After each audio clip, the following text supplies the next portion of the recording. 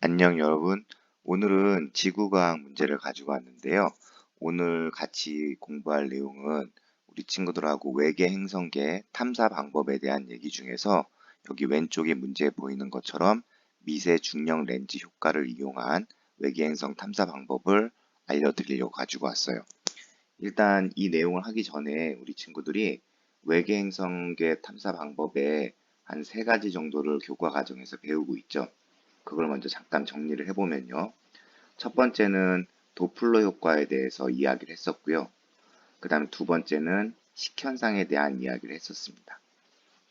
그리고 이제 세 번째 이 미세 중력 렌즈 효과인데요.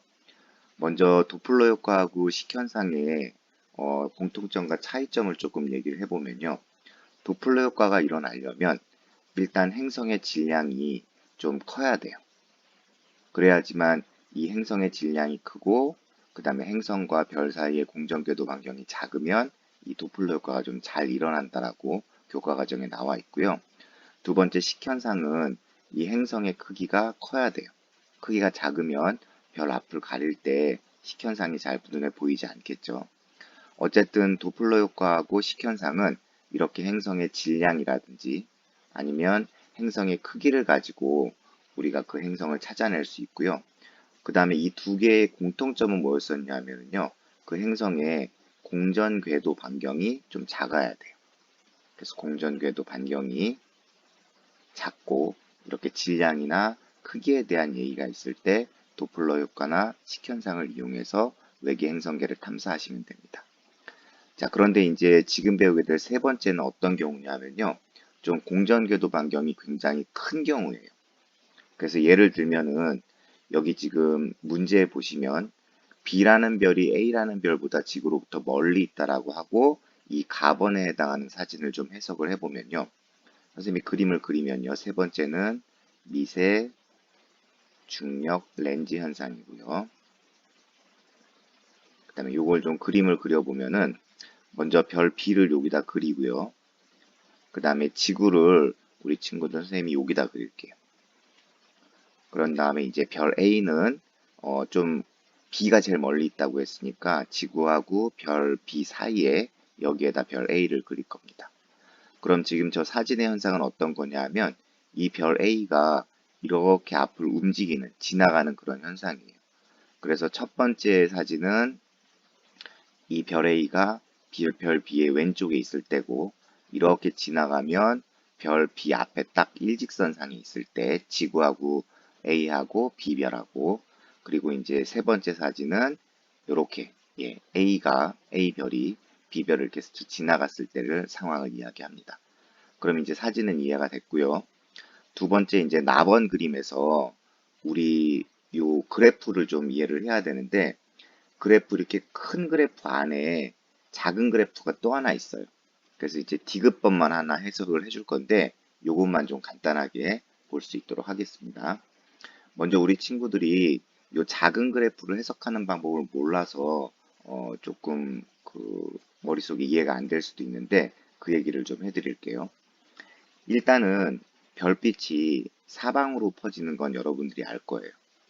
그럼 만약에 이 A하고 그 지구하고 그 별 B 사이에 아무것도 없다면 당연히 별빛이 그냥 이렇게 쭉 직진해서 가는 거기 때문에 지구에는 요 별빛 하나만 온다고 생각을 하시면 돼요.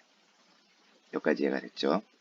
자, 그런데 아까 얘기한 것처럼 이 별 B 앞에 별 A가 이렇게 지나가서 얘네가 일직선상이 되게 되면은요. 그때는 별의 밝기가 제일 밝아져요. 물론 이 중간에 지나갈 때도 별의 밝기가 조금씩 밝아지긴 하겠지만 일직선상에 됐을 때 제일 밝아지는 근본적인 이유는 이 별 A가 질량을 가지고 있기 때문에 이 우주에서 질량을 가지고 있는 어떤 천체들은 우주 공간에 중력이라는 힘이 작용하고 그 중력은 별빛도 휘어지게 하기 때문에 여기 있는 이 별빛들이 그냥 직진해서 가려는 이 별빛들이 이 A별의 질량 때문에 휘어져서 이렇게 지구 쪽으로 오게 됩니다. 그럼 마치 이 A별이 렌즈 역할을 하기 때문에 우리가 미세 중력 렌즈 효과라고 하고요.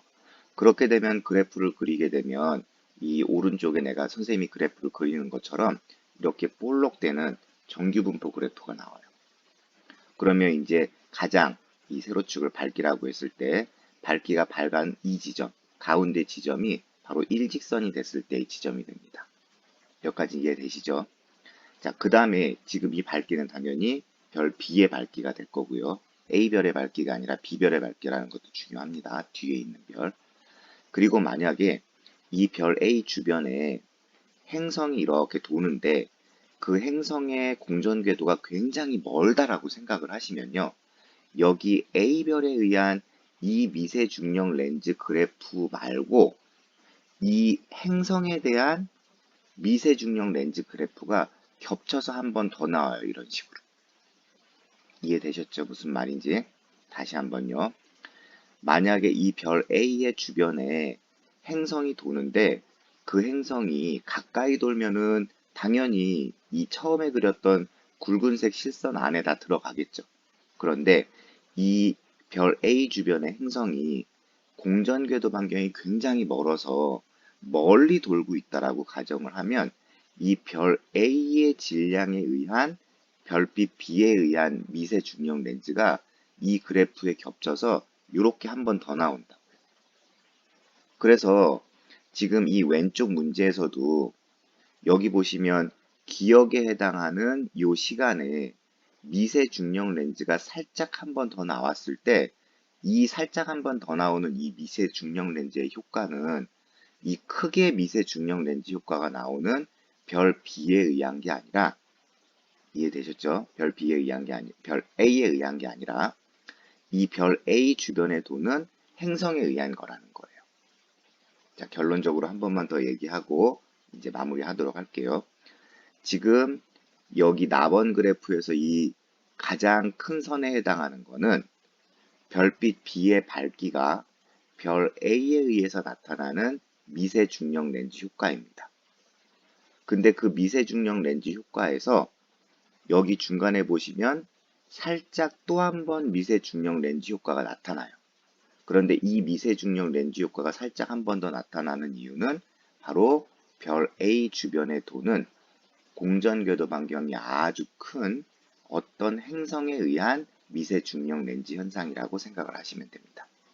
그래서 D급번에 보시면 나로부터 A가 행성을 가지고 있다는 것을 알 수 있다라고 하는 건 바로 이렇게 미세 중력 렌즈 현상이 한 번 더 미약하게 나타나는 요걸로 알 수 있다는 걸 우리 친구들이 찾아내시면 됩니다. 자, 이렇게 해서 여러분들하고 오늘 그 외계 행성을 탐사하는 방법을 한번 간단하게 요약 정리를 해봤거든요. 우리 친구들이 이 미세 중력 렌즈 효과에 대한 그래프를 좀 잘 이해를 하셨으면 좋겠고 공부에 많은 도움이 됐으면 좋겠습니다. 여기까지 할게요. 감사합니다.